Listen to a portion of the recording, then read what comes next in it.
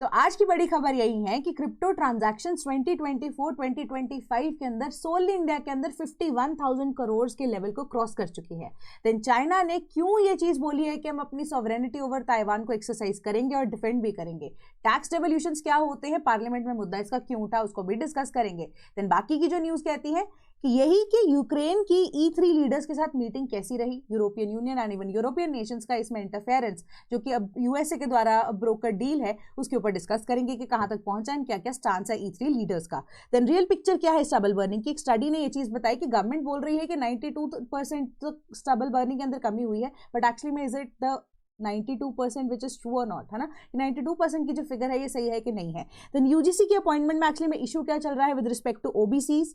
And EWS, right. Then Hornbill festival Nagaland के अंदर discuss करेंगे उसके बारे में। स्टैंडर्ड ऑपरेटिंग प्रोसीजर्स एलिफेंट को लेकर, उनकी ट्रांसलोकेशन को लेकर तमिलनाडु में इसकी जरूरत क्या पड़ी है। देन चाइना को टू इंश्योर इंडियंस को टारगेट नहीं किया जाएगा एंड स्टेटमेंट क्यों आई उसको डिस्कस करेंगे। राज्यसभा ने भी पास किया है bill on tobacco products. Then again इसको थोड़ा सा रिवाइज कर लेंगे। इंडिया की fuel demand all together high पे है। देन यूरोपियन यूनियन चीफ ने क्यों वॉर्न किया है यूएसए को, एक बड़ी स्टेटमेंट है ये, इसको भी डिस्कस करेंगे। तो थाईलैंड और कंबोडिया का एग्रेशन वापस से रिज्यूम हो चुका है कि 100 साल पुराना जो डिस्प्यूट है जो अभी रिसेंटली यूएसए ने ब्रोकर किया था एंड थाईलैंड और कंबोडिया की लड़ाई ऑलमोस्ट खत्म हो चुकी थी, वापस से शुरू हो चुकी है। तो Swift and severe response will be taken by Pakistan, क्यों ये स्टेटमेंट दी गई उसको भी डिस्कस करेंगे। यूएसए की नई सिक्योरिटी प्लान के अंदर नॉर्थ कोरिया का मेंशन नहीं है, तो इसके पीछे का क्या मतलब हो सकता है। देन पुतिन की इंडिया विजिट को अप्रिशिएट किया है चाइना ने। एंड फाइनली चाइना, इंडिया और रशिया का आपस में जो ट्राइलेटरल एग्रीमेंट्स है ट्रेड आने वाले टाइम में भी हो सकते हैं। देन इंडिया का स्टांस म्यांमार इलेक्शंस के ऊपर क्या है एंड क्या है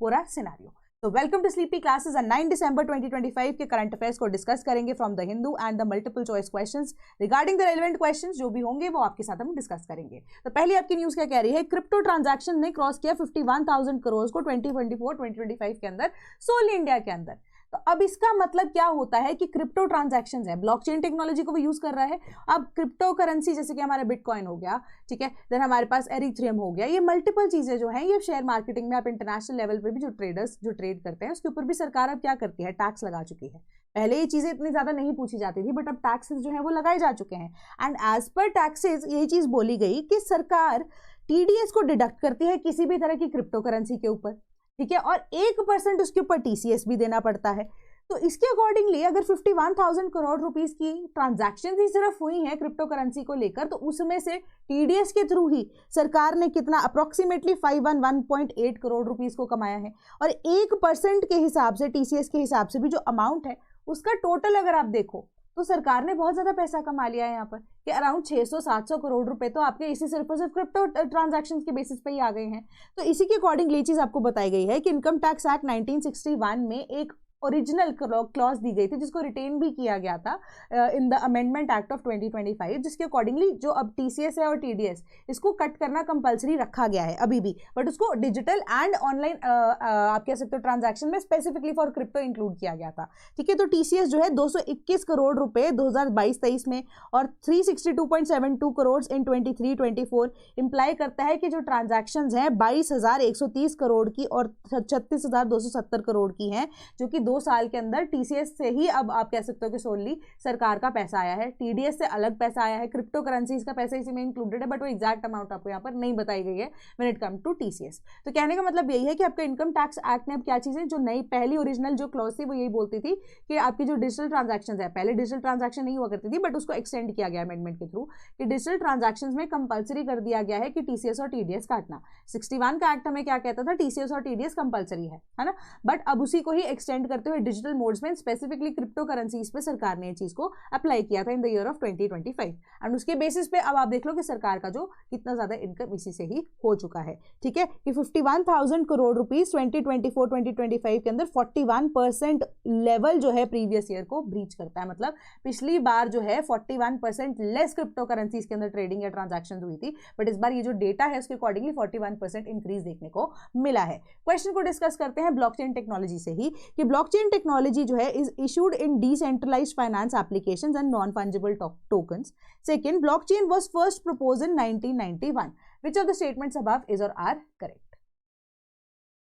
The correct answer is option number C. दोनों के दोनों statements यहाँ पर correct हैं, ठीक है। तो ब्लॉकचेन टेक्नोलॉजी का क्या मतलब होता है कि आपका हैश फीचर यूज हो रहा है उसके अंदर, एंड पास की होता है, की फीचर्स को यूज किया जा रहा है, जिसका हैश की प्लस पासवर्ड्स वगैरह ये यूज करने के बाद, एंड ये जो हैश की है एंड जो पासवर्ड्स हैं वो सिर्फ और सिर्फ उस व्यक्ति के पास है, ठीक है, जिसने वो चीज को बनाया है। And second that is the sender, and दूसरा है होता है आपका रिसीवर, जिसके पास एक सेकंड हैश की होती है, ठीक है। एंड बीच में ट्रांजैक्शन के बीच में अगर आप देखो जहां जहां से भी पास होके जा रहा है वहां पर हैश फंक्शंस वगैरह की वजह से प्रोटेक्शन जो है वो मल्टीपल लेवल्स के ऊपर बनाई जाती हैं, जिसकी वजह से सिर्फ और सिर्फ सेंडर और रिसीवर के बीच में इंफॉर्मेशन सिक्योरली ट्रांसफर की जा सके, ठीक है। तो इसी को हम ब्लॉकचेन टेक्नोलॉजी बोलते हैं कि एक चेन को बनाया जा रहा है बट वो चेन ब्लॉक्ड है, बस उसको खोला किसकी जरूरत किसकी मदद से जाता है, हैश की या हैश फंक्शन की वजह से, ठीक है, जिसको या तो सेंडर जो है अपनी की को यूज करके सिर्फ भेज सकता है, एंड जो रिसीवर है वो अपनी की को यूज करके सिर्फ रिसीव कर सकता है ना। तो बीच में कोई उसका कनेक्शन यहाँ पर नहीं होता है, इसलिए one of the safest form of you can say giving और टेकिंग इन्फॉर्मेशन, ठीक है। तो इसको non fungible tokens and decentralized finance applications के लिए भी यूज किया जाता है। तो नॉन फंजिबल टोकन्स जो है ना वो क्या होते हैं,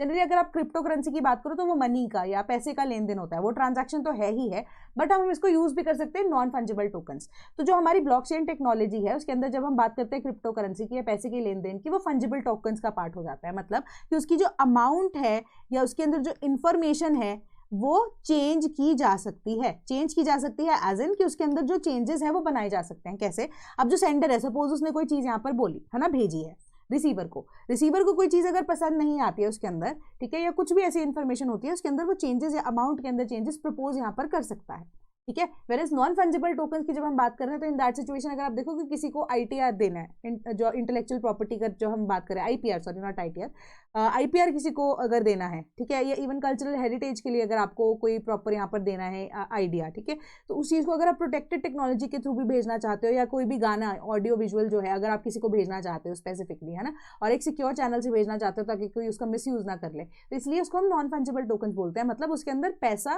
तो ट्रांजैक्शन यहाँ पर मेजरली नहीं होती है, बट जो अब बात है वो फिक्स रहती है। अब गाना जो है वो आप बदल सकते हो, बट एक्चुअली में जो ओरिजिनल गाना है वो तो ओरिजिनल रहेगा, ठीक है। अगर आईपीआर किसी को ग्रांट करना चाहते हो और आपके पास वो प्रॉपर ब्लॉकचेन टेक्नोलॉजी है तो वो आईपीआर जो है वो आईपीआर ही रहेगा। एक पर्टिकुलर व्यक्ति को अगर दे दिया गया डिजाइन एक्ट के अंदर, पेटेंट एक्ट के अंदर, तो वो वही का वही रहेगा, उसके अंदर जो भी चेंजेस होंगे वो नए पेटेंट या नए आईपीआर के थ्रू यहाँ पर फाइल होंगे, है ना। तो अब इसी वजह से इसको इसीलिए भी यूज किया जाता है। सेकंड इज, ये ब्लॉकचेन जो थी वो पहले प्रपोज की गई थी in the year of 1991 as a college और स्कूल प्रोजेक्ट, ठीक है, research project, sorry not college और स्कूल प्रोजेक्ट, रिसर्च प्रोजेक्ट की तरह इसको यहाँ पर पोर्ट्रे किया गया था। 2009 के अंदर सबसे पहले ब्लॉकचेन टेक्नोलॉजी को बिटकॉइन ने यूज किया, ठीक है। तो ये आपकी यहाँ पर स्टेटमेंट में बताया भी गया है, ठीक है। So correct answer is option number C, दोनों स्टेटमेंट्स करेक्ट हैं। Then Zelensky meets European partner seeks convergence with US on truce। तो कहने का यहाँ पर मतलब यही है कि अब यूक्रेन जो है, ऑब्वियस सी बात है, वो अब सहारा किसका ले रहा है, यूरोपियन नेशंस का, ठीक है। यूरोपियन नेशंस में भी अगर आप देखो तो यूरोपियन यूनियन का मेजरली, एंड यूरोपियन यूनियन में भी अब अगर आप कल की मीटिंग जो हुई है उससे पहले अगर आप देखो तो पहले ओरिजिनल एक प्लान था जो यूएसए ने दिया था, जिसको लगता था यूएसए को कि एक्सेप्ट कर लेना चाहिए यूक्रेन को, उसके अंदर टेरिटरीज काफी ज्यादा देनी थी। ज़ैपोरिज़ा पावर प्लांट जो है इसका 50% जो है अभी देना पड़ना था। देन आप देखो डोनेट्स्क एंड लुहांस्क वाली रीजन जो है इसकी वो पूरे तरीके से उनको वो देनी पड़नी थी, है ना। तो वो सारी चीजें मेजरली वहां पर इस चीज को माना जा रहा था कि यूएस जो है उसने रशिया का काफी ज्यादा फेवर किया है, एंड यूक्रेन ऑल दो चाहता है long term peace and stability, but कहने का मतलब यही है कि अब वो long term peace and security या स्टेबिलिटी जो है एट द कॉस्ट ऑफ ये आनी चाहिए कि दोबारा अटैक उनके ऊपर नहीं होगा, ठीक है, इस चीज की अश्योरेंस दी जानी चाहिए। बट अब यूरोपियन यूनियन जो है दे इंटरवीन एंड दे सेड कि वन जो है एक तरफा ही जो आप ये डील है यूएसए ने ब्रोकर की है, तो उसके बाद से जो डील्स है उसके अंदर यूरोपियन यूनियन हेल्प कर रहा है एंड यूरोप जो है कंट्री हेल्प कर रही हैं किसकी, यूक्रेन की, इन ब्रोकरिंग अ डील कि क्या चीज़ आपको कहनी चाहिए क्या नहीं। Just because you want piece and security, इसका मतलब ये नहीं कि आप कुछ भी एक्सेप्ट कर लोगे, ठीक है। Cessation of a territory is a major thing, ठीक है, क्योंकि जो लोग हैं वहाँ जाएंगे एंड बहुत सारे लोग जो हैं वो अब बॉर्डर रीएडजस्टमेंट की वजह से बहुत ज़्यादा हॉच पॉच सिचुएशन हो सकती है, and may be long term consequences भी उन चीज़ों के हो सकते हैं कि थोड़ा सा अब आपको डिप्लोमेटिकली सोचने की यहाँ पर जरूरत है। तो अब जो दोबारा से मीटिंग के अंदर ड्राफ्ट प्रपोजल्स हैं वो यूएसए के द्वारा क्या दिए गए हैं उसके ऊपर अभी चर्चा हो रही है, ठीक है। तो कल हमने न्यूज़ में ये चीज़ को भी डिस्कस किया था कि दो चीज़ों को लेकर, डोनेट्स्क रीजन को लेकर और ज़ैपोरिज़ा पावर प्लांट को लेकर यहाँ पर दिक्कत चल रही थी, है ना। यहाँ पर अब उसके ऊपर कोई डिस्कशन अभी मेजरली नहीं आ पाई है। तो उसके बाद ये मीटिंग होने के बाद अगर आप देखो यूरोपियन यूनियन के जो नेशंस हैं, स्पेसिफिकली E3 नेशंस जो हैं, अब उन E3 नेशंस के जो अब आप कह सकते हो प्राइम मिनिस्टर्स हैं, ठीक है, उनकी मीटिंग ज़ेलेंस्की के साथ हुई है। उन्होंने यही चीज़ बोली है कि कुछ भी चीज़ के ऊपर आप एक्सेप्ट मत कीजिए, यहाँ पर आपका जो बेटर एडमिनिस्ट्रेशन है आप उसको एक्सेप्ट कीजिए, आप अपने एडमिनिस्ट्रेशन को एज अ राजा यहाँ पर परस्यू कीजिए, ठीक है। जस्ट बिकॉज कि अभी लॉ इतनी लंबी वॉर हो चुकी है, बट उसके बाद भी आपको ऐसी चीज़ों के ऊपर फोकस करने की जरूरत है कि बेसिक प्रिंसिपल्स क्या है डेमोक्रेसी के, ठीक है, एंड उसको दबाया जा रहा है अगर किसी थर्ड नेशन की वजह से, तो that should not be acceptable to you, ठीक है, कि हम ये नहीं कह रहे कि लड़ाई को खत्म मत कीजिए, खत्म कीजिए उसको, बट एकदम से गिव अवे भी मत कर दीजिए, ठीक है, कि it will come easy for Russia in that situation, है ना। तो इतना भी आसान मत कीजिए, कि जो जो पॉइंटर्स पे आपका लड़ना बनता है वो बनिए, एंड हम आपकी सपोर्ट में यहाँ पर बैठे, ठीक है। E3 नेशंस ने यहाँ पर आश्वासन दिया है। तो ये सिंपल सी आपकी न्यूज़ थी कि जो भी है यूक्रेन में होगा, it has to be just and lasting, कि जस्टिसेबल वो होना चाहिए, कि एक्चुअली में इक्वालिटी यहाँ पर देखी जानी चाहिए। इक्वालिटी में भी क्या कि जो चीज़ वाजिब है वो चीज़ की जानी चाहिए। देन क्वेश्चन जो हम डिस्कस करेंगे E3 को लेकर, E3 नेशंस के बारे में मैंने तभी आपको ज़्यादा नहीं बताया था। तो पहली स्टेटमेंट क्या है कि it was established in the year of 2000। Second statement है E3 nations are Britain, Germany and France. Which of the statements above are correct? The correct answer is option number B, second statement is correct, ठीक है। जब हम बात कर रहे हैं E3 Nations की, E3 नेशंस जो है इन द ईयर ऑफ 2003 एक तरह से एक डिप्लोमैटिक सेटिंग की तरह आए थे, ठीक है। एंड डिप्लोमैटिक सेटिंग के तौर पे अगर हम देखें तो ब्रिटेन, जर्मनी एंड फ्रांस, इनको हम बिग 3 बोलते हैं ऑफ यूरोप, ठीक है। सो अब क्या हुआ था कि 2003 के अंदर अगर आप देखो, Iran has always been a problem when it comes to nuclearisation, ठीक है। तो उस टाइम पे 2003 के टाइम पे अगर आप देखो, सद्दाम हुसैन थे। सद्दाम हुसैन जो है, अब अगेन डिक्टेटरशिप तो थी ही उनकी, है ना। तो अब सद्दाम हुसैन को टैकल करने के लिए एंड ईरान वापस यहाँ पर न्यूक्लियराइजेशन की तरफ ना चला जाए, तो अब एसेट्स की डिक्लेरेशन IAEA को चाहिए थी। इंटरनेशनल प्रेशर जो है ईरान के ऊपर डाला जा रहा था टाइम एंड अगेन, सैंक्शंस जो है वो भी लगाई गई थी उसके बाद से एंड एवरीथिंग, है ना। तो अब क्या था कि यूएसए जो है उस टाइम पे they wanted to tackle Iran but not directly engage with them, ठीक है, कि वो डायरेक्टली एंगेज नहीं करना चाहते थे ईरान के साथ, बट उनकी फॉरेन पॉलिसी चाहती थी कि ईरान की जो एसेट की डिक्लेरेशन है when it comes to nuclear power या न्यूक्लियर एसेट्स, उनके पास क्या क्या है वो होनी चाहिए, ठीक है, या कंप्लायंस जो है IAEA के साथ होनी चाहिए थी, बट वो डायरेक्टली यहाँ पर एंगेज नहीं करना चाहते थे ईरान के साथ। तो इन दैट सिचुएशन क्या हुआ था कि in line with the powers, in line with the you can से the vision of USA, 3 Nations जिसमें ब्रिटेन, जर्मनी एंड फ्रांस, जो कि डिप्लोमेटिकली यहाँ पर पहले मीटिंग कर रहे थे, ठीक है। अब वही मीटिंग जो है ईरान के साथ की जा रही थी। अब क्या हुआ कि फाइनली जब ईरान के साथ टॉक्स जो है ना फाइनल मोमेंट पे अगर होने वाले थे, या फाइनली जब यूएसए ने मना कर दिया था कि हम डायरेक्टली एंगेज नहीं करना चाहते, इसी 3 को E3 की तरह फॉर्मलाइज कर दिया गया एज अ डिप्लोमेटिक ऑर्गेनाइजेशन, ठीक है, डिप्लोमेटिक चैनल्स, या आप कह सकते हो कि तीनों जो कंट्रीज हैं आपस में डिप्लोमेटिकली एंगेज करती हैं, big 3 of European Union at that point of time, क्योंकि Britain was a part of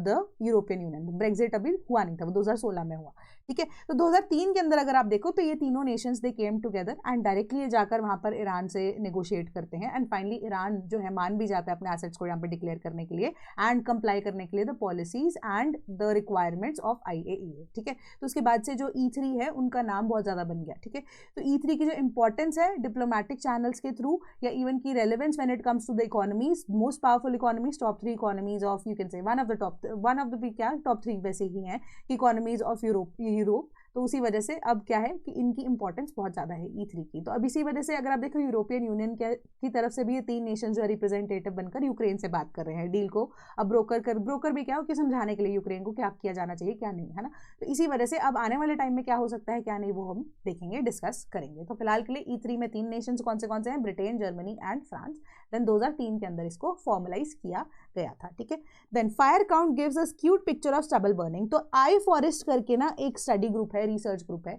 उन्होंने बोला कि सरकार बोल रही है कि 90 से 92% जो है स्टबल बर्निंग के केसेस इस बार डाउन गए हैं, but the actual picture shows कि जो ये अब डाउन गया है stubble burning, that is correct, but सिर्फ और सिर्फ 30% ही डिक्लाइन देखने को मिला है। एंड इसके पीछे का रीजन क्या है, उन्होंने बोला कि जो सैटेलाइट्स गवर्नमेंट यूज करती है, ठीक है, जो वीर्स एंड मोडस की बात की जाती है, ठीक है, ये 2 तरह की सैटेलाइट्स जो है जनरली अब वो यूएसए के द्वारा या in collaboration with other Nations also, या स्पेसिफिकली यूएसए के द्वारा ही काम किया जाता है, ये सैटेलाइट्स जो है भी काम करती हैं। तो अब ये जो डेटा प्रोवाइड करती हैं, पहली बात तो ये दिन में 2 बार डेटा प्रोवाइड करती हैं, ठीक है, 2 बार डेटा प्रोवाइड करती हैं, एंड जो जो एरिया में स्टबल बर्निंग होती हैं वो 2 बार उस एरिया को क्रॉस करते हैं। उसकी टाइमिंग्स क्या है, फिक्स्ड, ठीक है। तो ये फिक्स टाइमिंग की वजह से जो फार्मर्स है they are very well aware of it, ठीक है। तो ये फिक्स टाइमिंग की वजह से अब क्या होता है कि जैसे ही सैटेलाइट क्रॉस करती है उस पर्टिकुलर एरिया को, तो वहां पर उसके बाद स्टबल बर्निंग हो जाती है, ठीक है। तो इसी वजह से प्रॉपर जो है वो चीज़ें पता नहीं लगती। दूसरी चीज़ ये है कि वीर्स एंड मोडिस में एक प्रॉब्लम ये है कि सबसे बड़ी बात कि वो सिर्फ और सिर्फ जो एक्टिव फायर्स हैं, इनकी जो सेंसर्स है वो सिर्फ और सिर्फ एक्टिव फायर्स को ही यहाँ पर आइडेंटिफाई कर सकते हैं, ठीक है, बल्कि जो ऑलरेडी बर्नट एरिया है ये उसको एज अ एक्टिव फायर जब कंसिडर नहीं करता है तो वो उसको स्टबल बर्निंग का पार्ट भी नहीं मानता है। ठीक है, तो अब एक प्रॉब्लम यही है कि जो सेंसर्स है वो वोन आउट है एंड इवन टाइमली आप 24 घंटे उनके ऊपर निगरानी नहीं रख पाते, तो इसी वजह से जो आपकी स्टबल बर्निंग का एक्चुअली में डेटा है वो प्रोवाइड किया जा रहा है वो गलत है। ठीक है, गलत भी क्या, इनकम्प्लीट है। एंड इनकम्प्लीट डेटा क्यों है, क्योंकि प्रॉपर तरीके से मॉनिटरिंग नहीं की गई है। ठीक है, तो ये चीज़ हुई। तो अब उन्होंने ये बोला कि पोलर ऑर्बिट्स हैं या इवन जो अगर आप पोलर ऑर्बिट्स को भी यहाँ पर यूज़ करते हो इन दैट सिचुएशन, तो पोलर ऑर्बिट्स का क्या है कि जो पहले एक तो पहली बात तो कि अब पोलर ऑर्बिट्स क्या है, पोल्स के थ्रू जाती है ना, तो पोलर ऑर्बिट्स जो है हर 14 से 15 दिन के बीच में 1 या 2 बार आपको डेटा प्रोवाइड करती है। ठीक है, उस पर्टिकुलर एरिया की जहाँ पे अगर आपको स्टबल बर्निंग या कोई भी पर्टिकुलर एरिया जिसको वो अब ऑर्बिट कर रही है ना, तो उन्होंने बोला कि एक डेटा को तो हमने वहाँ पे एनालाइज किया, तो इससे क्या हो रहा है कि थोड़ा सा लैग जरूर देखने को हमें मिल रहा है, बट साइमल्टेनियसली हमने क्या किया, हमने जियोसिंक्रोनस ऑर्बिट के थ्रू जो भी सैटेलाइट्स है उनको भी यूज किया। तो जियोसिंक्रोनस ऑर्बिट का मतलब क्या होता है कि वो अर्थ की मूवमेंट के साथ साथ अपनी पोजीशन को चेंज करती है। तो इसका मतलब क्या है कि अब एक जगह पे ये सैटेलाइट है और अर्थ का स्पेसिफिकली इस पार्ट जो है वो फेस कर रही है, तो जियोसिंक्रोनस मतलब अगर अर्थ रोटेट करेगी तो वो भी रोटेट करेगी, तो मतलब एक ही पॉइंट के ऊपर 24 घंटे निगरानी रख सकती है। एक 15 दिन में आपको डेटा दे रहा है, एक आपको 24 घंटे का निगरानी जो 24 घंटे है उसकी निगरानी का आपको डेटा दे रहा है। तो साइमल्टेनियसली आप क्या कर सकते हो कि ईजिली आप आइडेंटिफाई कर सकते हो कि किस टाइम पे कहाँ पर स्टबल बर्निंग हुई थी, कितने दिन पहले हुई है, क्योंकि 15 दिन के अंदर अंदर अगर आपको डेटा मिल रहा है तो मतलब 15 दिन पुरानी है, उसके दिन की बाद की है। ठीक है, तो एक तरह से कोलेट करने के लिए डेटा आसान हो जाता है। तो इसी डेटा को कोलैट करने के बाद उन्होंने ये चीज को देखा है कि स्टबल बर्निंग के केसेस कम हुए हैं, ऑल्दो पक्का ये चीज तो सही है, बट 30% यहाँ पर रिडक्शन देखने को मिली है, मतलब एक ग्रेजुअल डिक्रीज देखने को मिला है। ड्रास्टिक डिक्रीज जैसे सरकार 90% बोलती है वो चीज यहाँ पर नहीं है। ठीक है, तो यही चीज आपको यहाँ पर बताई गई है। देन क्वेश्चन को डिस्कस करते हैं। सबसे पहली चीज वीर्स की बात करते हैं। Support studies of physical and biological properties of cloud and aerosol properties. Second, Terra's orbit around the Earth is timed so that it passes from north to south across the equator in the afternoon. ठीक है, which of the statements above is or are correct?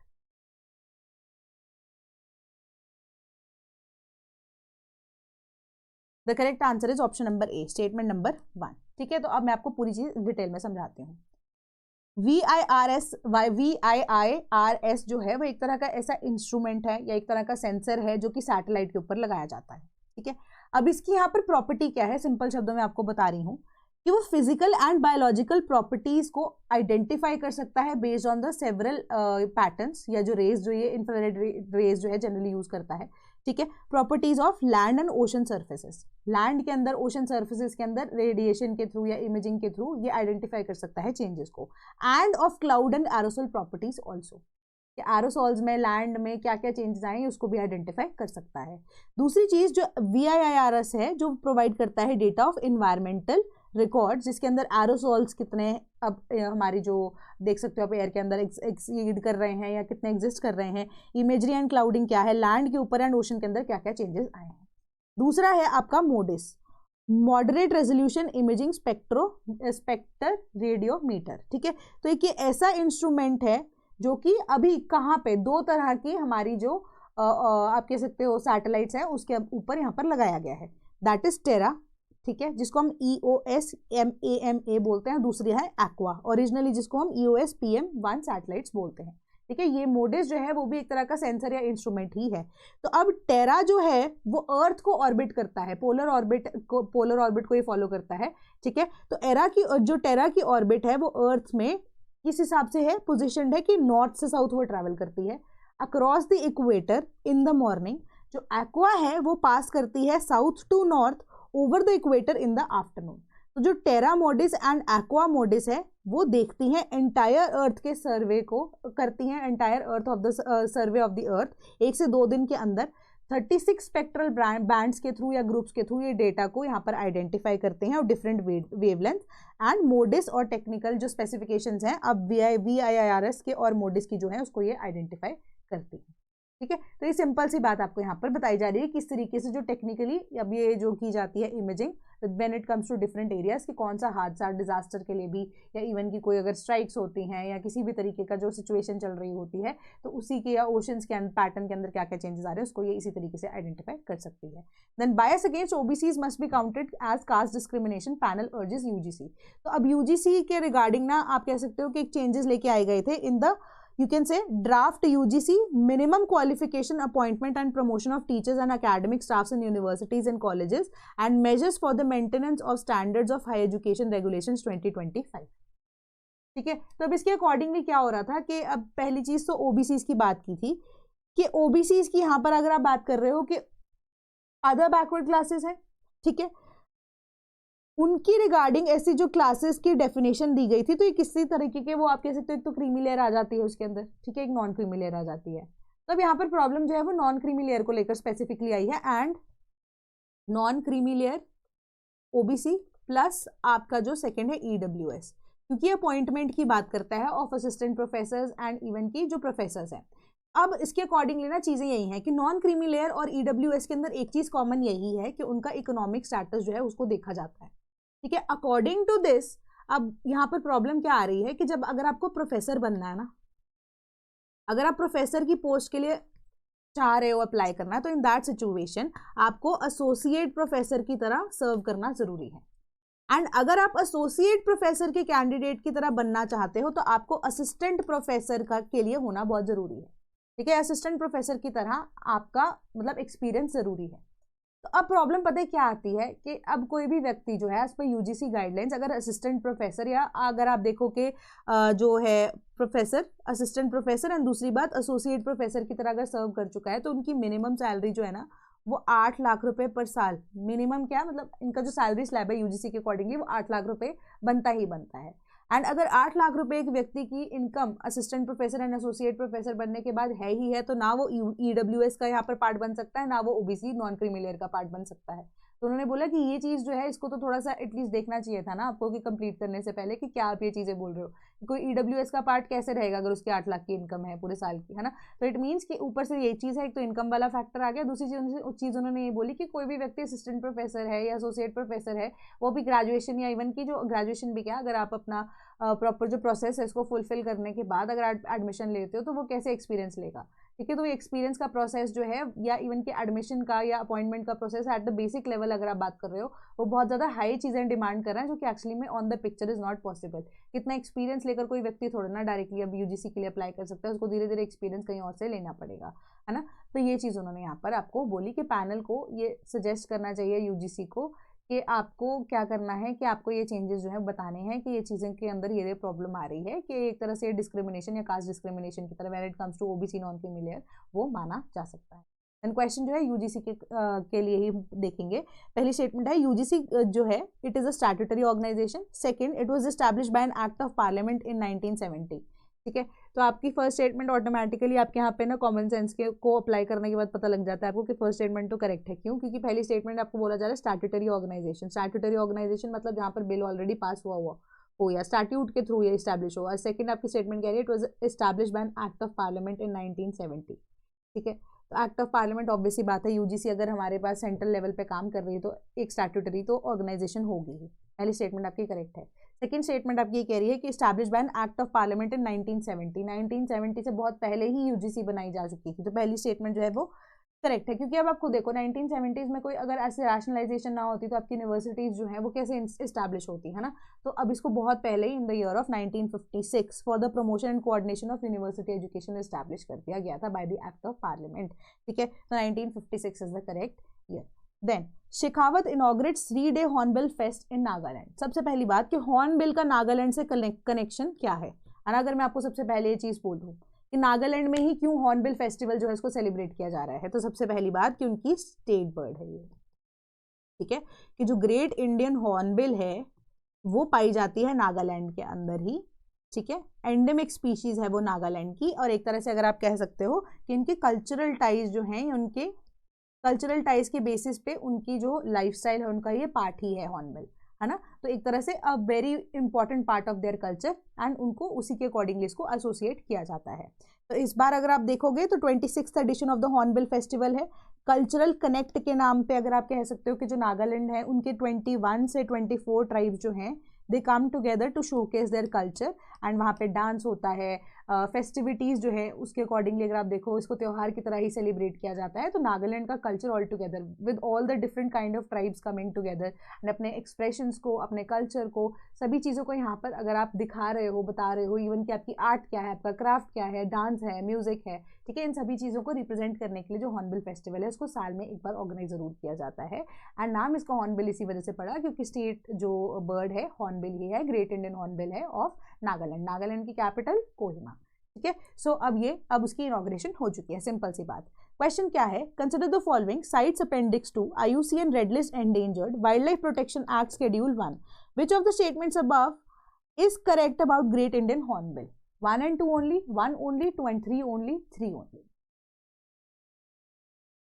The correct answer is option number D, ठीक है, सिर्फ 3 only. अब जो wild life protection act schedule 1 है, schedule 1 का basic मतलब क्या होता है कि किसी भी तरह का trade, and mind it not only trade in India, ये within the domestic boundaries also, international trade से भी आपको ये प्रोटेक्शन प्रोवाइड करता है, तभी इसको शेड्यूल 1 के अंदर इंक्लूड किया जाता है। साइट्स की अपेंडिक्स 1 के अंदर ये इंक्लूडेड है। IUCN की जो रेड लिस्ट है उसके अंदर ये एंडेंजर्ड नहीं, उसके अंदर ये वल्नरेबल है,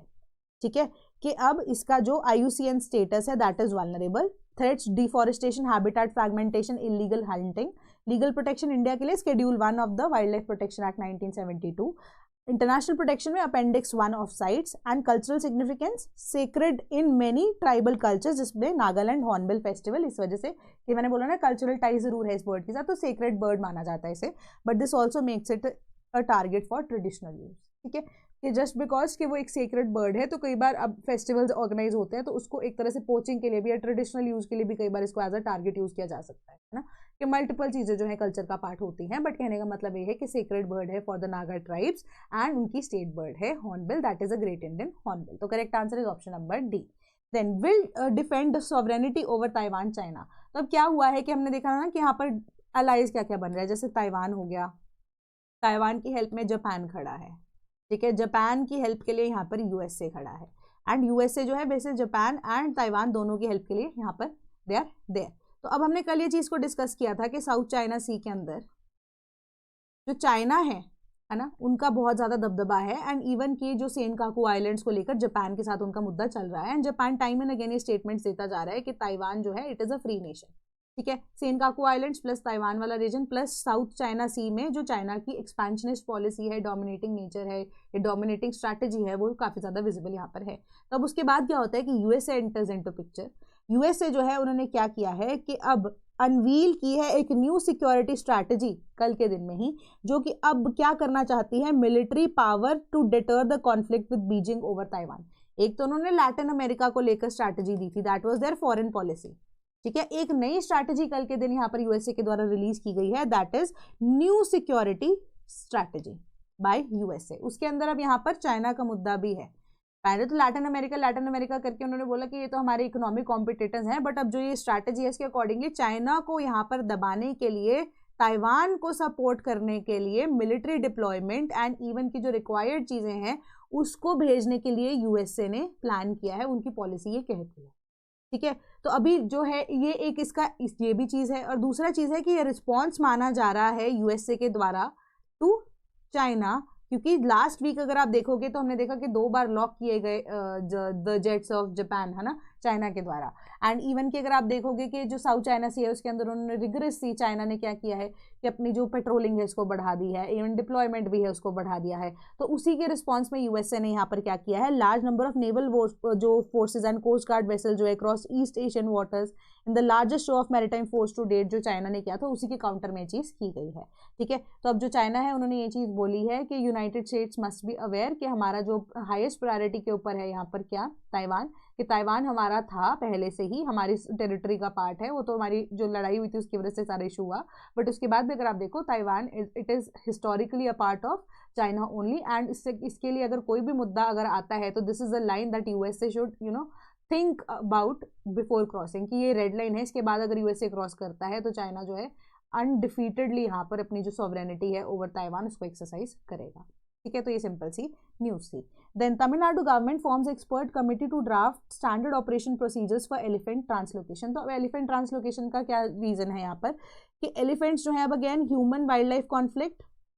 उसको हम 2-3 दिन से डिस्कस कर रहे हैं। तो ऐसे ही कॉन्फ्लिक्ट की वजह से अब क्या हो रहा था तमिलनाडु के अंदर रिसेंटली 3 से 4 ऐसे एलिफेंट्स है, they have lost their lives, ठीक है। तो अब in that kind of conflict, तो इस वजह से क्या होता है कि कई बार पता ही नहीं लगता है कि रीजन क्या है कि एक्चुअली में कॉन्फ्लिक्ट हुआ था। ये जो एलिफेंट्स हैं उनका एक्चुअली में रीजन क्या था कि कॉन्फ्लिक्ट एक्चुअली में हुआ था, या उनको उनके जो अब हाथी दांत जो होता है उसको भी पोच किया जाता है, कि इवन जो स्किन है वो भी यूज की जाती है। तो अब क्या रीजन है उसके पीछे का, कि क्या स्टैंडर्ड ऑपरेटिंग प्रोसीजर होना चाहिए इन दिस सिचुएशन, कि अगर कोई डेथ होती है तो उनको अगर ट्रांसलोकेट करने की जरूरत है तो उसके लिए भी आप एसओपीज को ड्राफ्ट कीजिए। एंड 2 महीने का टाइम तमिलनाडु की गवर्नमेंट ने एसओपीज के लिए बनाने के लिए दिया है टू द रिस्पेक्टिव कमिटी। और ये कमेटी जो है इसी के ऊपर यहाँ पर देखेगी कि इन केस अगर ऐसे कोई इंसिडेंट हो जाता है तो क्या ऑपरेशंस या क्या प्रोसीजर्स होने चाहिए जिसके बेसिस पे जल्दी से जल्दी एक्शन लिया जा सके, एंड किस तरीके से जो एलिफेंट्स हैं उनको ट्रांसलोकेट किया जा सके, ताकि मिनिमल तरीके से जो जान का खतरा ना वो एलिफेंट्स को रहे या जो वाइल्ड लाइफ है ना उनको रहे, ना कि ह्यूमंस को रहे, एंड पीसफुली को एग्जिस्ट किया जा सके। Then China must give assurance Indians won't be targeted. तो अब ये ना मिनिस्ट्री ऑफ एक्सटर्नल अफेयर्स की तरफ से स्टेटमेंट आई है, तो इसके अकॉर्डिंगली क्या है, शायद हमने कि शायद क्या हमें ये न्यूज़ डिस्कस भी की थी कि अरुणाचल प्रदेश के एक जो व्यक्ति हैं, एक लड़की थी, वो चाइना ट्रैवल करके आ रही थी अभी, बट उनको जब वहाँ पर चाइना से जब उनकी इंडिया की फ्लाइट थी उनको बोर्ड नहीं करने दिया गया। 18 से 20 घंटे उनको एयरपोर्ट पर बिठा कर रखा गया, एंड बोला जा रहा था कि उनकी तरफ से उन लड़की की तरफ से स्टेटमेंट से आ रही थी कि उनका पासपोर्ट इंडिया आने के लिए वैलिड नहीं है, क्योंकि she belongs to Arunachal Pradesh and Arunachal Pradesh is a part of China, ठीक है। तो अब उसी स्टेटमेंट के बेसिस पे जब वो लड़की इंडिया वापस आती हैं, एंड मल्टीपल तरीके से उन्होंने ये बोला कि उनको हरास किया गया था वहाँ पर, and she had no such intention of saying this, ये चीज़ उन्होंने नहीं बोली है कि मिस रिप्रेजेंट की गई है इस चीज़ों को। मतलब कहने का यही है कि चाइना या तो डेलिबरेटली अरुणाचल के लोगों को जो कि ट्रैवल कर रहे हैं चाइना में, जो इंडियन लोग हैं जो चाइना से या तो लेओवर के थ्रू ट्रैवल कर रहे हैं, चाइना ट्रैवल कर रहे हैं, कि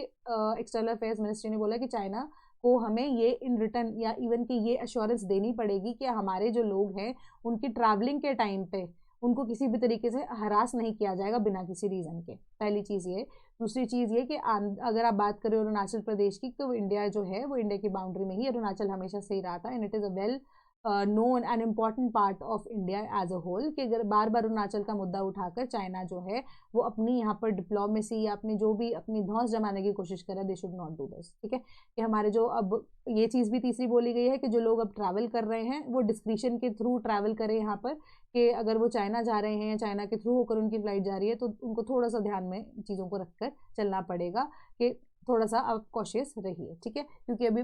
पराया देश है, क्या ही कर लोगे, है ना। तो अब बहुत लंबा प्रोसेस हो जाएगा, इससे बेटर है कि पहले से आप डिस्क्रिशन जो है इसको अपना कैरी ऑन करें, एंड डिस्क्रिशन के बेसिस पे आप डिसीजन लीजिए कि आपको जाना है नहीं जाना है। देन राज्यसभा ने भी पास कर दिया bill to impose cess on paan masala units, ठीक है। राज्यसभा ने भी पास करते हुए इस चीज़ को बोला है कि जो सेस है उसको लगा दिया जाना चाहिए, सिन गुड्स जो है उसके थ्रू जीएसटी जो है आ तो रहा ही है, और जो प्रोडक्ट है उसके अब अगर आप देखो मैन्युफैक्चरिंग के ऊपर ही सेस लगाया जा रहा है, तो प्रोडक्ट्स जो है आउटकम उनका भी महंगा होगा, ठीक है। तो अब जो आप कह सकते हो कि अब states and union territories, problem पता है क्या आ रही है, बिल तो पास हो गया, तो बट जो अपोजिशन है वो यही चीज़ पूछ रही है कि चलो ठीक है बिल पास तो हो गया, बट आप हमें ये बताइए कि यूटीज एंड स्टेट्स को भी अगर आप कह रहे हो कि शेयर दिया जाएगा, लास्ट में बोली है कि जो शेयर है वो आप किस बेसिस पे दोगे, कि जो पैसा अब इस सेस के थ्रू भी आ रहा है वो आपने बोला है कि आपकी हेल्थ पॉलिसी के अकॉर्डिंगली हेल्थ वाले सेक्टर के अंदर इंप्रूवमेंट के लिए डाल दिया जाएगा, बट उसके अंदर अगर स्टेट्स का यूटीज का जो स्टेटस है उनको शेयरिंग करना है आपने, तो वो शेयर किस तरीके से किया जाएगा, तो please we should know about it, है ना, कि उसके बारे में इंफॉर्मेशन दी जानी चाहिए ओपनली, कि कम्युनिटी जो है या जो पार्लियामेंट है as a committee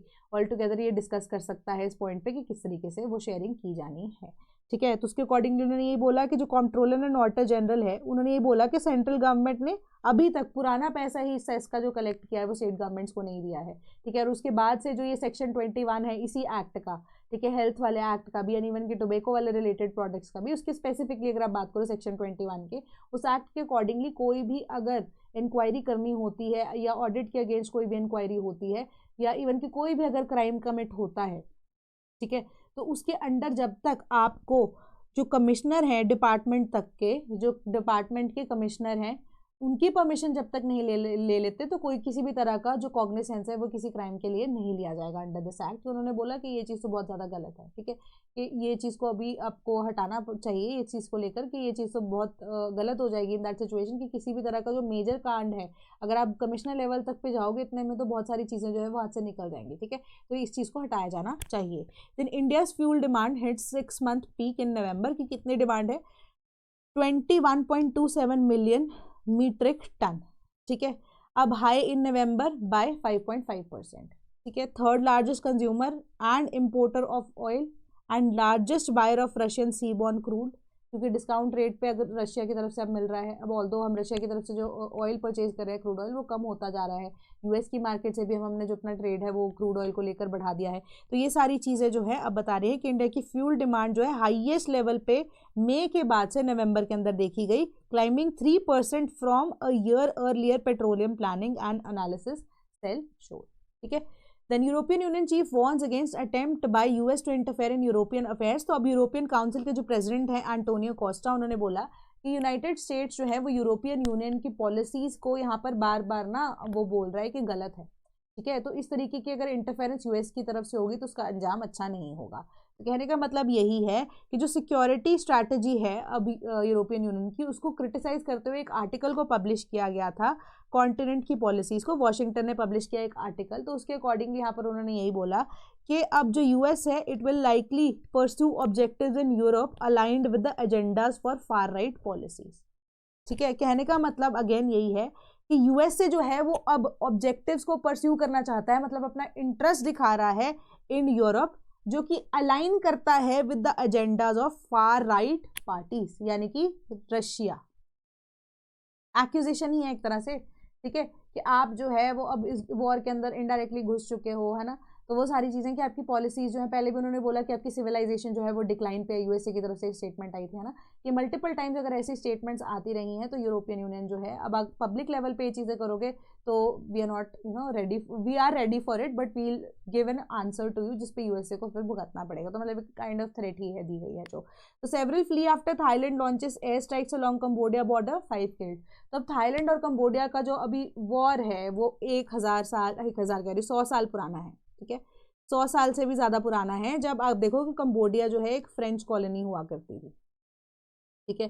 French colony होने के बाद क्या होता है कि अब जब जो कॉलोनिस्ट या कॉलोनिज्म जो है उसको जब ख़त्म किया गया, उसके बाद ये दोनों कंट्रीज़ के जब मैप्स को लेआउट किया गया, तो उसके बाद क्या होता है कि अगेन टेरिटोरियल डिस्प्यूट होता है। तो यही टेरिटोरियल डिस्प्यूट जो है वो 100 साल से चलता आ रहा है, आपस में कंट्रीज ये दोनों लड़ती रहती है, बीच में चीज़ें सॉर्ट हो जाती हैं। बट उसके अकॉर्डिंगली अगर आप देखो कि इस साल जो है अक्टूबर के अंदर ही रिसेंटली अभी आप देखोगे कि जो ट्रंप है उन्होंने एक पीस पैक्ट जो है दोनों के बीच में ब्रोकर कराया था, एंड दोनों नेशंस जो है आपस में सैटिस्फाइड भी थे, एंड इसको खत्म कर दिया गया था, एंड इसे वापस से रिज्यूम कर दिया गया है, जिसकी वजह से 5 लोगों की जान जा चुकी है। Then our response to aggression will be swift and severe, says Pakistan tri services chief. तो अब उनके पीछे का रीजन यही है कि उन्होंने यहाँ पर इंडिया को इनडायरेक्टली बोला कि ऑपरेशन सिंदूर के टाइम पे, उस टाइम पे हम सह गए, दोबारा ऐसा कुछ हुआ तो उस पर भी हम प्रॉपर ऐसे एक्शन लेंगे। प्लस उनका मेजर जो है यहाँ पे वार्निंग था टूवर्ड्स अफगानिस्तान था। तो उन्होंने बोला कि हमने अफगानिस्तान को भी ये चीज़ समझा दी है कि अब आपके पास सिर्फ 2 ऑप्शन हैं। पहली ऑप्शन ये है कि आप गवर्नमेंट ऑफ अफगानिस्तान बनकर रहें, ठीक है, बट दूसरी चीज़ है कि अगर आप तालिबान रिजीम के अंदर रहते हुए जो पुरानी आपकी जो चीज़ें हैं, जो आपका बैक स्टोरी है,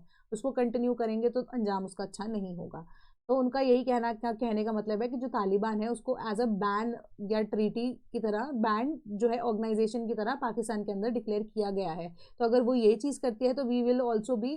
फोर्स टू टेक एक्शन, कि अगर टेररिज्म अगर आप अपनाते हो तो we will be force to take action against you. तो ये चीज़ यहाँ पर बोली गई है। Then US security plan omits North Korea reference fuels diplomacy hopes. तो अब क्या होता है कि आपने रिसेंटली देखा होगा कि जो नॉर्थ कोरिया है उनके लीडर के साथ एक मीटिंग जो है, जिनको उनकी लीडर के साथ जो मीटिंग है ट्रम्प की, आप देख सकते हो कि 2019 में हुई थी, काफ़ी पुरानी मीटिंग है, बट देयर आर चांसेस कि शायद डिप्लोमेटिकली नॉर्थ कोरिया के साथ एंगेज कर रहा है यूएस से। तो उसके अकॉर्डिंगली जो नई पॉलिसी है, जो एनएसएस पॉलिसी के अकॉर्डिंगली, जिसमें चाइना की तो बात की गई है, वहाँ पर नॉर्थ कोरिया का कहीं पर जिक्र नहीं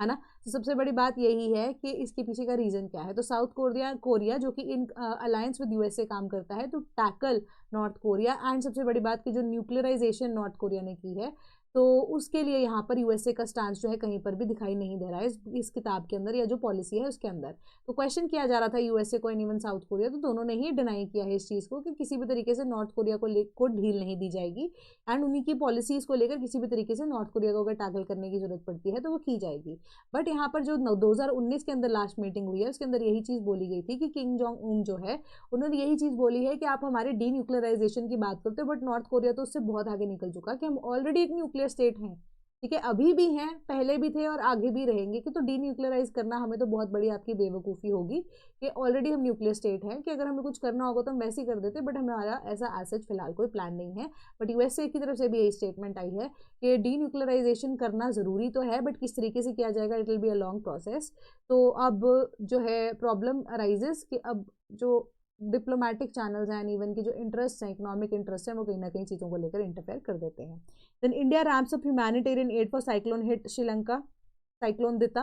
देन ऑपरेशन सागर बंधु अभी भी कंटिन्यूसली चल रहा है, ह्यूमैनिटेरियन एड पहुंचाई जा रही है, डिजास्टर रिलीफ के थ्रू जो मैनेजमेंट की रिक्वायरमेंट है वो भेजी जा रही है। और इनिशियली आईएनएस विक्रांत और आईएनएस उदयगिरी को भेजा गया था, सेकेंड स्टेज पे आईएनएस सुकन्या को भेजा गया था। ठीक है, अब आप देखोगे कि 4 एडिशनल शिप्स जिसमें आईएनएस घड़ियाल, LCU 54, LCU 51, LCU 57 ये डिजास्टर रिलीफ का जो सामान है, ह्यूमैनिटेरियन असिस्टेंस है प्रोवाइड करने वहां पर गए हैं, मतलब अभी रिलीफ प्रोसेस है वो ऑनगोइंग है। Then Putin India visit, China seek stronger trilateral ties. तो अब चाइना की तरफ स्टेटमेंट जो आई है पुतिन के जाने के बाद वो यही है कि उन्होंने वेलकम किया इस डिसीजन को। उन्होंने बोला कि इंडिया, चाइना और रशिया तीनों ही ग्लोबल साउथ की इंपॉर्टेंट कंट्रीज हैं, इन तीनों की ही इंपॉर्टेंस अपनी अपनी है। And there is a time कि जब हमें ग्लोबल साउथ को अब आगे लेकर जाना है इकोनॉमिकली एज वेल। तो इसी वजह से अब जो हमारे ट्राइलेटरल टाइज है वो आने वाले टाइम में अच्छे हो जाएंगे, एंड जो बिजनेस हम कंडक्ट करेंगे that will be a better, that will give us a better opportunity in coming forward as an emerging grouping जो कि global south को यहाँ पर lead कर रहा है। Then 7 states contribute more to total taxes than the share from devolutions। तो अब ये devolutions का concept जो है ना, ये आपके फाइनेंस कमीशन से आता है, जिसके अकॉर्डिंगली अब फाइनेंस कमीशन की स्टैब्लिशमेंट की बात करते हैं तो आर्टिकल 280 ऑफ द कॉन्स्टिट्यूशन है जो ये चीज़ बोलता है कि फाइनेंस कमीशन जो है वो स्टैब्लिश करेगा और स्टेट और सेंटर के बीच में कैसे जो रेवेन्यू है उसको शेयर किया जाना है ना। तो अब यही रेवेन्यू को जब सेंट्रल गवर्नमेंट के पास कोई एड आती है, ठीक है, सेंट्रल गवर्नमेंट के पास जब पैसा आता है, वही रेवेन्यू को जब शेयर करना होता है या वही पैसा जब सेंट्रल गवर्नमेंट स्टेट गवर्नमेंट को देती है एंड कितने परसेंटेजेस के बेसिस पे देनी है वो फाइनेंस कमीशन की रिपोर्ट आपको बताती है। ठीक है, तो ये जो है पूरा फाइनेंस कमीशन के द्वारा बताना कि कितना परसेंटेज देना है to a state, to a particular state, and किस बेसिस पे जो वो ये चीज़ को डिसाइड किया गया है, इसको डेवल्यूशन कहा जाता है। ठीक है, सो अब कहने का मतलब यही है कि न्यूज़ जो है आपकी ये कहती है कि जो पार्लियामेंट सेशन में तो है ही है, उन्होंने स्पेसिफिकली क्वेश्चन यहाँ पर पूछा गया सरकार से कि ऑब्वियस सी बात है कि हम ऐसी बहुत सारी स्टेट्स को देखते हैं कि जिनका रेवेन्यू के अंदर सेंट्रल गवर्नमेंट के बहुत ज़्यादा हाथ है, बट जब बात कर रहे हो उनकी ग्रांट्स की तो उनकी जो ग्रांट्स है वो एक्सट्रीमली लो है। ठीक है, वेराज ऑन द अदर हैंड ऐसी बहुत सारी स्टेट्स हैं जिनका रेवेन्यू में कोई भी इतना ज़्यादा इंपॉर्टेंस नहीं है, बट अगर आप बात कर रहे हो उनकी ग्रांट्स की या उनको जो डेवल्यूशंस दिए जा रहे हैं वो बहुत ज़्यादा हाई हैं। तो इनडायरेक्टली कहने का मतलब यही था कि पॉलिटिकली अब चीज़ें जो हैं वो डिसाइड की जा रही हैं either by the finance commission और आइदर बाय द गवर्नमेंट। ठीक है, इस चीज़ को यहाँ पे बोला गया, बट हमारी न्यूज़ जो है वो पॉलिटिकली यहाँ पर चीज़ों को फॉलो नहीं कर रही है, हम फैक्ट्स को फॉलो करेंगे। तो जो हायर स्टेट है, हायर शेयर्स हैं, contribute a higher share in the total tax collection in the country than their share in what they get back from the centre as devolution. ठीक है, सबसे पहले उत्तर प्रदेश की बात आई कि 4.6% ऑफ द टोटल जो कलेक्शन आती है इंडिया के अंदर, एंड स्पेसिफिकली जो डेटा है 2020-21 से 24-25 के अंदर, ठीक है, उनके अंदर सिर्फ 4.6% उन्होंने पैसा जो है वो सेंट्रल गवर्नमेंट तक as an aid, central government के पास पैसा जो है वो उत्तर प्रदेश की वजह से आया है, दैट इज 4.6%। बट जो डेवल्यूशन उनको मिलती है वो 15.8% of the taxes shared by central government during this period. तो ये क्यों है? ठीक है, कि highest positive difference Uttar Pradesh के अंदर देखने को मिल रहा है कि उनकी कंट्रीब्यूशन जो है बहुत ज़्यादा कम है, ठीक है, बट उनको जो पैसा मिल रहा है वो बहुत ज़्यादा है। तो हाईएस्ट पॉजिटिव डिफरेंस यानी कि उत्तर प्रदेश गवर्नमेंट को जो पैसा मिल रहा है सरकार की तरफ से वो बहुत ज़्यादा पॉजिटिव दिया जा रहा है, एक्स्ट्रा पैसा दिया जा रहा है। महाराष्ट्र ऐसी स्टेट है जिसका आप हाईएस्ट नेगेटिव देख सकते हो, कहने का मतलब बिगेस्ट नेगेटिव डिफरेंस, जहां पर कलेक्शन की जब हम बात कर रहे हैं, शेयर ऑफ द टैक्सेस जो कि महाराष्ट्र की वजह से सेंट्रल गवर्नमेंट को जाते हैं वो 36% of the total revenue received होते हैं, बट उनको जो डेवल्यूशन जाता है वो 6.65% ही जाता है सिर्फ। और सेम ईयर्स के डेटा है 20-21 से 24-25 तक के डेटा, कि this is not the correct thing. उसके बाद कर्नाटका का शेयर टोटल टैक्सेस कलेक्टेड के अंदर exceeded its share in devolutions by 8.8%। Karnataka में भी ज़्यादा पैसा यहाँ पर जा रहा है। ठीक है, हरियाणा के अंदर 4.3% जो है ज़्यादा जा रहा है, गुजरात में भी, तमिलनाडु में भी, तेलंगाना में भी, एंड गोवा के अंदर भी। On the other hand Bihar की जब हम बात कर रहे हैं, है ना, कि जो पैसा है यहाँ पर कम भेज रहे हैं, बिहार के अंदर भी पैसा जो है सरकार ज्यादा दे रही है कि उनका तो यहाँ पर इकोनॉमी के अंदर इतना जो योगदान है वो नहीं है, ठीक है। योगदान नहीं होने के बावजूद अगर शेयर नहीं तो उनको डेवोल्यूशन किस बेसिस पे हाई दिया जा रहा है, तो ये क्वेश्चन या मुद्दा उठाया गया। Then Myanmar election should be free fair and inclusive, India की तरफ से स्टेटमेंट आई है। तो म्यांमार के अंदर 2021 से हम देख रहे हैं कि सिचुएशन चल रही है जहां पर मिलिट्री कू जो है वो लेटेस्ट अभी हो गया था, है ना। तो उसके बाद से मिलिट्री कू जो है उसकी वजह से जो सिविल वॉर है, इंटरनल वॉर है, वो कंटिन्यूसली चल रही है। तो अब यहाँ पर जो इलेक्शंस है नेक्स्ट ईयर म्यांमार के अंदर होने हैं, तो इंडिया की तरफ से ये बोला है कि we support peaceful neighbourhood, and peaceful neighbourhood की वजह से हम चाहते हैं कि जो डेमोक्रेसी है, क्योंकि India being one of the world's biggest democracies, वो यही चाहते हैं, Indian government wants, even India की तरफ से ये स्टेटमेंट है कि दे वांट कि जो इलेक्शंस हैं वो डेमोक्रेटिकली हो, ठीक है, फ्री एंड फेयर इलेक्शंस हो, ताकि जो सरकार है वो भी डेमोक्रेसी को फॉलो करे, एंड डेमोक्रेसी को अगर वो फॉलो करते हैं सभी का यहाँ पर भला हो, ठीक है, कि म्यांमार के जो लोग हैं वो बेटर होंगे, इकोनॉमिकली बेटर होते रहेंगे, एंड इंडिया के जो बहुत सारे ऐसे प्रोजेक्ट्स हैं म्यांमार के साथ वो भी अभी हॉल्ट पे हैं ड्यू टू दिस मिलिट्री को, कि this all should be stop, कि आगे जाकर आपकी जो डेवलपमेंट है, नेबरहुड की डेवलपमेंट है, कि पड़ोसी अगर अच्छे ना हो तो आपके ऊपर भी इम्पैक्ट पड़ता है, कि ऐसी चीज़ जो है वो नहीं होनी चाहिए, कि जो अब इलेक्शंस हैं वो फ्री एंड फेयर होने चाहिए। किसी भी तरह की मदद की ज़रूरत अगर इंडिया की तरफ से होगी तो म्यांमार के लिए हमेशा से ही, एंड इवन नेबरहुड की जब हम बात कर रहे हैं, इंडिया जो है हमेशा से ही अवेलेबल रहा है फॉर द हेल्प, ठीक है, कि it will be free fair and inclusive election होने चाहिए। बट जो वहाँ की लोकल मीडिया है जैसे कि म्यांमार के इलेक्शन जो है इट इज़ अ शैम, ठीक है, इट इज़ अ शैम, कि कोई फायदा नहीं है, बस ये कहने की बात है कि इलेक्शंस कंडक्ट हो रहे हैं, ठीक है, that is not a view point, but हमें ये पता होना चाहिए कि म्यांमार के लिए इंडिया की स्टेटमेंट यही है। तो नेबरहुड फर्स्ट पॉलिसी के बेसिस पे आप इसको अगर देखते हो, म्यांमार की बात की जाती है तो उसमें एक छोटी सी स्टेटमेंट आप ऐड कर सकते हो। देन आप अगर देखो यहाँ पर हमारे 2026-2027 के फाउंडेशन एंड ऑप्शनल बैचेस जो हैं दे आर अवेलेबल नाउ। अगर आप चेकआउट करना चाहते हैं उन कोर्सेज को तो हमारी वेबसाइट www.sleepyclasses.com पे विजिट कर सकते हैं, या sleepy.classes@gmail.com पे हमें ईमेल भी कर सकते हैं, कमेंट सेक्शन आपके पास अवेलेबल है, टोल फ्री नंबर 1800-890-3043 पे आप हमें कॉन्टैक्ट भी कर सकते हैं। सेम गोज फॉर यूपीपीसीएस का batch, same email ID, same website, comment section available है। कोई भी अगर आपको कोर्स की या बैच की इंक्वायरी करनी है तो you are welcome to do so. तो कोई भी अगर डाउट होता है इसी न्यूज़पेपर या न्यूज़ से या कोई और न्यूज़ को लेकर भी, वैसे ही कॉन्सेप्ट को लेकर, तो ये वेरी वेल वेलकम्ड कि आप ग्रुप में उसको पूछें, कि बाकी आपके जो फ्रेंड्स हैं उनका भी आंसर जो है मिल सकता है, उनका भी सेम डाउट हो सकता है, एंड इवन मे बी वो भी आपकी क्वेरी को यहाँ पर आंसर कर सकते हो, ठीक है। मैं तो अवेलेबल यहाँ पर रहूँगी। तो that is all from my side today, thank you so much.